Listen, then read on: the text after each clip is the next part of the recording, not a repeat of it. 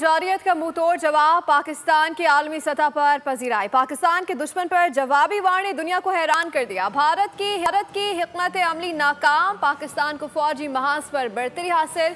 BBC Bharat फैसला को ज़रब लगाने में नाकाम रहा। BBC के मुताबिक पाकिस्तान की फिजाई ताकत भारत के लिए चैलेंज बन गई। BBC ने कहा कि अरबों खर्च करने के बावजूद भारत को फायदा ना हो सका। BBC टेलीग्राफ ने भी पाकिस्तान की मौसर दिफाई हिकमत अमली को सराहा। बरतानवी जरीदे ने भारतीय तैयारों पर सख्त सवालात उठाए। ज़राए का कहना है कि राफेल की तबाही भारत के लिए तज़हीक आमेज़ शिकस्त है।